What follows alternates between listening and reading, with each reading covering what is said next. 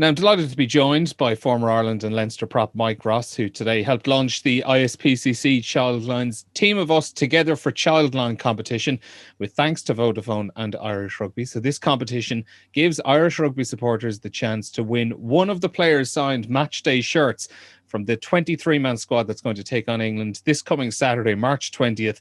So to be in with a chance of winning one of those jerseys, simply make a donation of at least €10 to the ISPCC Childline at www.idonate.ie/team of us.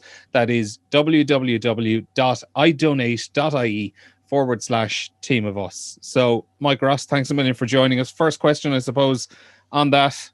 Do you get to decide who gets what jerseys, and which jersey would you be looking for in particular? No, I get no say in the matter. I don't know if any of the jerseys that fit me. Maybe I'll get Earlsy's jersey for my young fella, or Craig Casey wasn't playing yesterday, but he might be a good one. He might just fit my young lad, but we'll see. They're very stretchy, the jerseys these days. Not stretchy enough. They're not a kind stretchy. Let's put it. They don't suck everything in for you. Anyway, you're here obviously chatting to us about the game on Sunday. Ireland 27-24 winners against Scotland. At times it looked like it would be comfortable. At times it looked like they were actually going to lose. A bizarre game of rugby. I suppose the initial thoughts after it. Yeah, it's just probably it was one that we shouldn't have been in such an uncomfortable position at the end. We went 21-10 up, and usually Irish teams are good value to keep that lead and keep stretching it out. But the Scots got back in the game, in fairness to them, and ultimately it took a combination of the old heads and the young heads to win it, with Ryan Baird hunting down the kick, Ian Henderson getting the turnover, and Johnny slotting the penalty to win the game in the end. Mm-hmm. And it was a strange one, because I remember even on our show on Sunday, we had Mike McCarthy coming in and out doing updates on the match with us throughout. And I remember when Ireland got that try to go 14 points ahead, it very much seemed at that stage like they were actually going to probably kick on even further and may even possibly, push it out and get a bonus point. And instead, it's probably individual errors and a bit of sloppiness where Scotland scored a try down the other end that they probably really had no right to be scoring. And all of a sudden, the pressure is back on and it's 24-17 and people are suddenly feeling a little bit nervous. Yeah, there's a couple of basic errors, to leave them in, a couple of missed tackles. But, the thing about Scotland, they have really improved their attacking game over the last couple of years. We all know about Stuart Hogg and Finn Russell, but I've been highly impressed with Duhan van der Merwe. That try he scored against England, he had no right to be scoring that, and he's been a handful. It was probably just one of those games as well, a sloppy game overall. Many of the scores kind of coming from errors. You look at the first two tries of the match where Robbie Henshaw's taking advantage of a ball bouncing off the back of Keith Earl's head, and then midway through the first half as well, you have Stuart Hogg trying to fly hack a ball, kicking himself in the face, and Finn Russell going over. Two of the most bizarre tries you're probably going to get in a game, and it was error kind of strewn on both sides, wasn't it? Yeah, and some of them were uncharacteristic. It was Gary's kick got blocked down, and he hasn't put too much of a foot wrong, so, and just wasn't.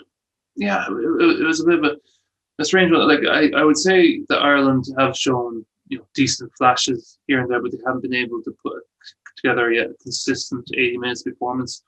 The lineout was excellent. We absolutely dismantled the Scots' lineout. I don't remember the last time I saw an international team get two from, was it nine lineouts? So that kind of is testament to the work Paulie has done.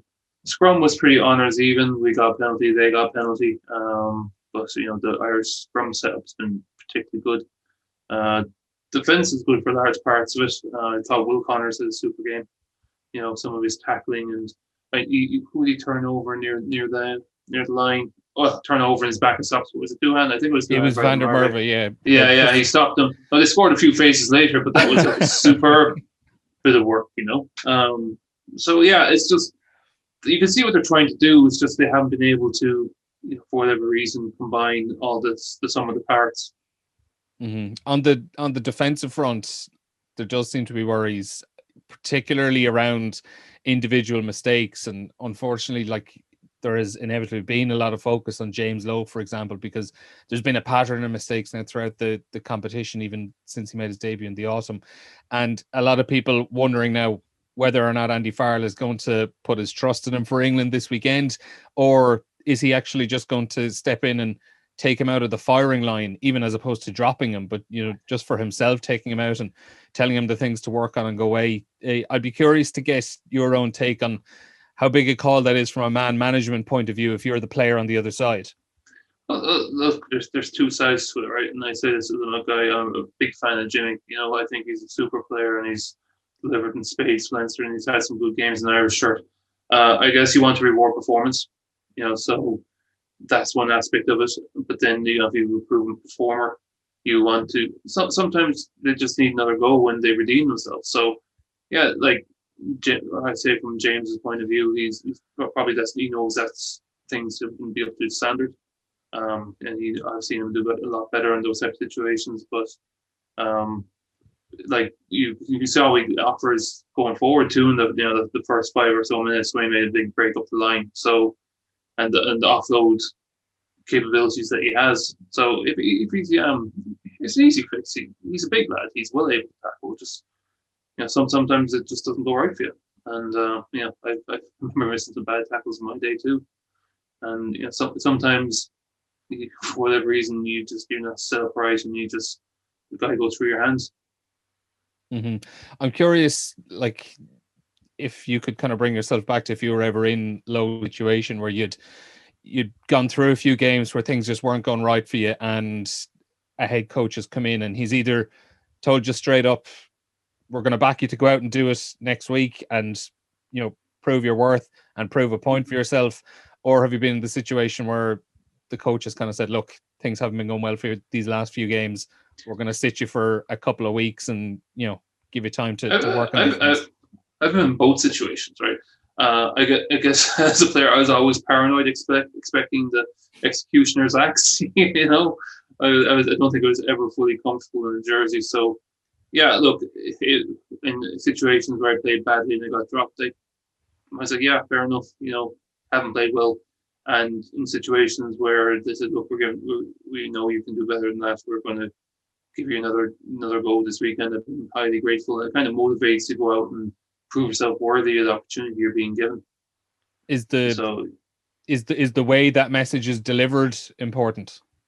Oh yeah, definitely.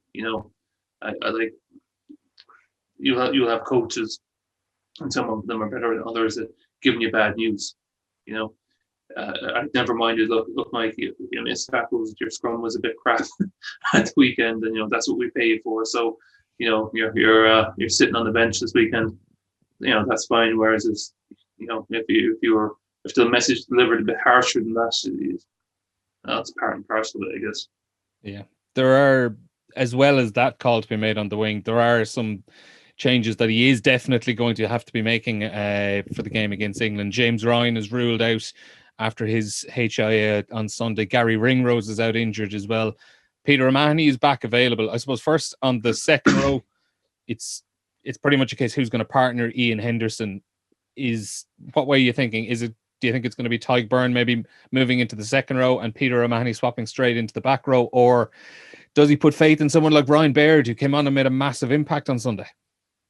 It could be like that, but I'd probably prefer to have Baird and Henderson in the row, keep the back row intact, Pete on the bench, and he's been off for a few weeks, and then equally you could see him bring Pete straight back in.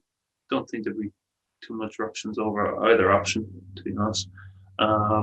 Just depends what he wants from it. I mean, playing against England, bunch of big boys, you want as much power as you can get, and Baird offers that in spades. From the side, we don't often produce athletes like him, 6'6", and like he can run over 10 meters per second. So I think it could be a good game to chuck him into. And what is it you've seen of him over the I suppose not just the course of the two caps he's had with Ireland, but for the last year, 18 months, he's been turning up trees at Leinster.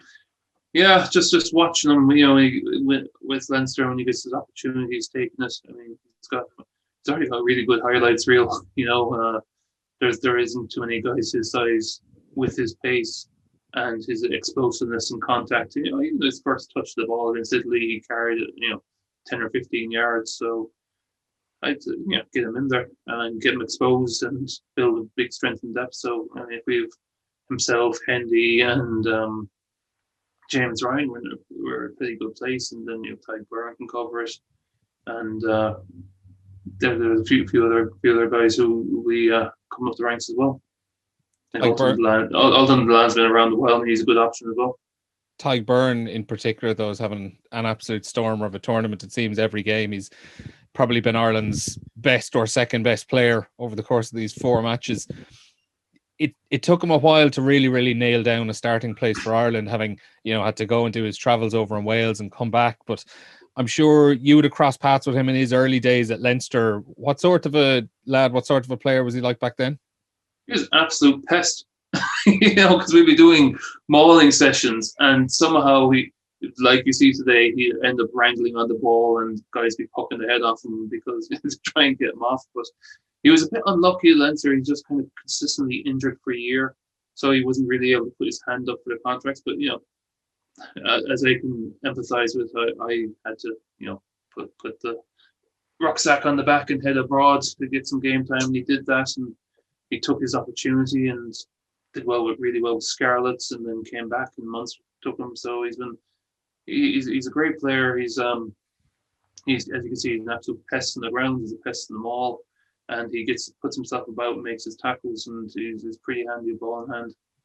So, like when he was there at Leinster as a younger player, would you have recognised all those kind of raw materials that you're seeing in the finished player at the moment? And was it a case that he just needed to go to Scarlets and get past the injury problems and play consistent rugby for a couple of years to fully kind of morph all those together? Yeah, big time. I mean, he was still quite young at Leinster, so he's put on a bit of weight as well. He was always a good rugby player, and like I said, he always had it kind of the instincts, and when you're training with Leinster, and you would have the starters versus the subs, or the guys who are playing with the A team. Training sessions did get quite spicy at times, and he would always be in the thick of it. On the lineout situation, he's been an enormous part of Ireland's lineout, particularly the defensive lineouts, is where they were going quite well up until the Scotland game, and they seemed to bring it on to another level with the amount of ball they were turning over from Scotland there on Sunday. Paul O'Connell's getting a lot of credit for the way he's turned this around for Ireland at the lineout. What sort of things are you seeing as someone who's played at the highest level? Is it a case of timing? Are they putting in a bit of deception? Is it just reading? Do you just get the impression maybe they've studied what the Scottish players or what the opposition players are doing way more than they had been previously? I don't have to more, but like Paulie is very good and effective communicator, right? And he certainly does his homework. So he would have studied the Scots lineouts. He might have taken notice of triggers that the Scots would use or who they would like to throw to the most. And then it's a case of, like, a lot of the time, if the timing's right and they throw it in, there's not much you can do about it. But if you get up in the air no matter what, and the likely areas it's going to be, and sometimes players will have tells, sometimes they won't. Sometimes they'll move in a certain way, or the field will set a certain way, and Paulie's a great man for picking up on those kind of cues. And because you're a card-carrying member of the prop club as well, I'm going to give you a chance to praise the lifting that's going on, because they have to get into the air somehow. Yeah. You have to be in the right position to get it up, and that can be quite difficult, especially when it's a lot of moving cogs, to get out of the jumper's way and support him on the way up. So there's a reason I also stay at the front of the lineout. It's less shuttling back and forth. On the lineout situation, then on attacking lineouts, that was an area Ireland were really, really struggling in last year. Are we seeing improvements on that side of things as well? I think so, yeah. I mean, Rob Herring's throwing's been mostly excellent, and Like Rowan Keller's come on, that the partner himself, but there's a lot of moving parts to getting the line out right. You have to go up in the same place consistently every time. You have to have lift in the air for the same amount of time consistently in the same height, because if any one of those three things are off, then the hooker can put the ball exactly where you were the previous jump, but because you're a foot behind where you were, or maybe you didn't get the full extension, or you didn't go on your tiptoes, suddenly the hands aren't there to catch the ball. And For especially when you've got a bunch of lads jumping next to you, trying to get the ball off you too. for people who'd have absolutely zero experience of being in a lineout, like how much practice goes into memorizing those exact moments of, okay, I'm taking 1.5 steps forward, I'm taking 2 steps back, and this is the exact moment the throw is going to be made, and we're lifting right now, or we're jumping right now. How much practice and memorization has to go into that? A huge amount, and like an awful lot. And you do that so it becomes kind of muscle memory when you're on the pitch. That you're not thinking about how many steps you take. You just hear the call, and you switch in. You know exactly where you're going. Because there's a lot you can help out your hooker. You can do 3-second lifts. You always, and your technique. There'll be a lot of work in your technique. You want to get fully locked out. You want to come up onto your toes. You want to get chest to chest with the man you're lifting with to get maximum extension and height. And you have dozens of lineouts during the week. You have walkthroughs where you might get up, but you've been going through the movements, to save the varicose veins of the jumpers. On the scrum, then, as you mentioned earlier on, like against Scotland, it was one of those days where Ireland won, they won 1 or 2 against the head. They lost 1 against the head. It was up and down at times. Overall, has there been an improvement since 2020? There was a big transition, obviously, after the World Cup when John Fogarty came in and took over from Greg Feek, who left as scrum coach, and Greg would have left an enormous legacy over the previous years that he'd been working with Joe Schmidt. So obviously that was a very, very tough gig to follow. But are Ireland starting to find their way again at scrum time? Yeah, well, I think scrum's been pretty quietly efficient over the last, couple of games, and Scott won a few penalties as well. Like if you look at how Ireland is setting up, they've probably gone away a bit from that split stance with the second rows and having them start on their knees. So it's kind of a lower, tighter set. There's less moving parts, and when the bind the guys come up, the number 8's controlling his own weight at the back. So when they're hitting, they're engaging as one unit. It's not a staggered hit.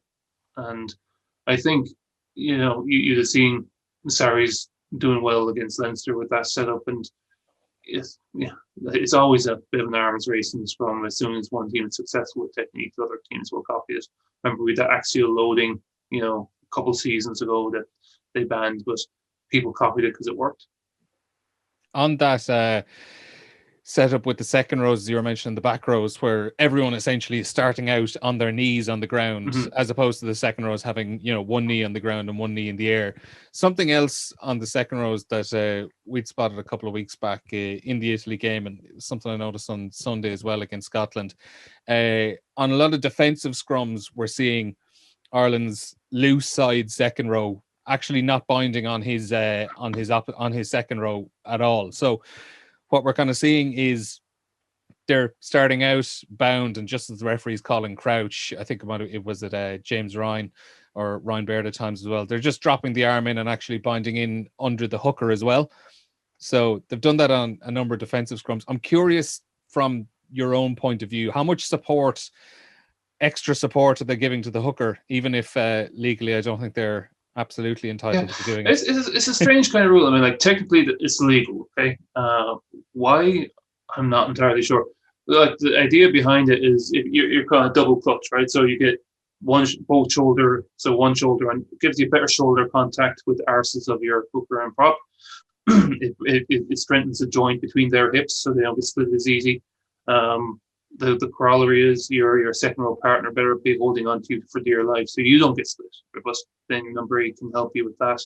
But that's the idea behind it, to give you better shoulder contact with your loosehead hooker, and to help make their bind, the joint between them, stronger.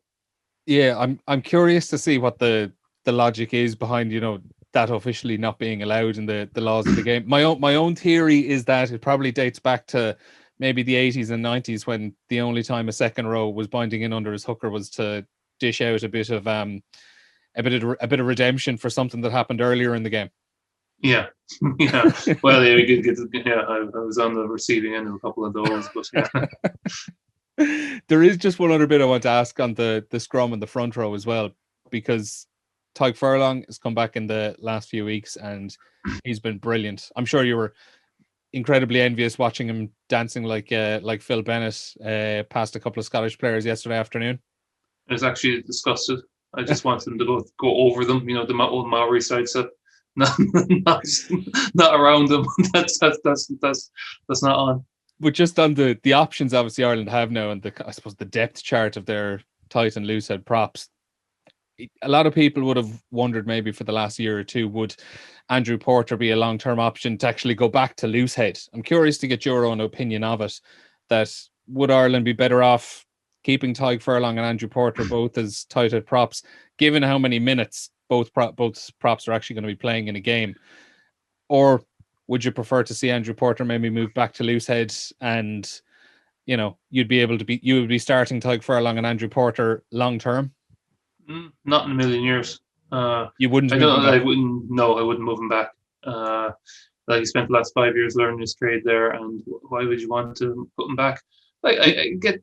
Look, we've always found it kind of traditionally hard to produce tight head props. There's two really good ones now, so why would we want to move one of them back to loosehead? I mean, we have some good looseheads coming up along the line. I mean, yeah, Cian Hilly's still kind of evergreen, really. He looks in tremendous nick. David Kilcoyne is flying around the place. Obviously Jack McGrath's out injured long term. We have been Ed Byrne, and behind him there's some good young looseheads coming up through the Josh Wycherley at Munster. Josh Wycherley, Eric O'Sullivan. Like Dennis Buckley's over Connacht. He hasn't really got much of a look in, but he's been playing well for Connacht. So yeah, I'm not overly concerned about that. I'm sure, like I said, it was we were a long time producing two tight heads. When's the last time we had two tight heads that quality? And I'm pretty sure, like, you would have spent a bit of time teaching Andrew Porter in his formative days, switching over from loose to tight head. Not as long as I'd liked, because I remember John Fogarty was scrum coach Leinster at the time. He was like, "Look, Mike, who would you switch to tight head as a Porter?" Because I thought, look, you take him at least 18 months to switch across, and I'll have a year teaching him how to do it, But no, backfired on me. Well, listen, Mike, it's been a pleasure chatting to you this evening. One final call. What way is it going to go this Saturday, Ireland and England? I sincerely hope we put these men together, and there is not a better team to focus the mind than England at home. England at home. You just do not want to lose some, and some of my best, days in rugby came after beating England at the Viva. So, listen, I think Ireland are going to put together the most complete performance of the season. All right, Mike, thanks a million. And remember, for those listening and watching, if you want to win one of the Irish Players match day shirts from this weekend against England, text or donate at least €10 to the ISPCC child line at www.idonate.ie/team of us. That is idonate.ie/team of us. And this is all in association with Vodafone and Irish Rugby, who are helping to launch the ISPCC child line's Team of Us Together for Childline competition. Mike, thanks a million for joining us. All right, thanks, Ian. Bye-bye.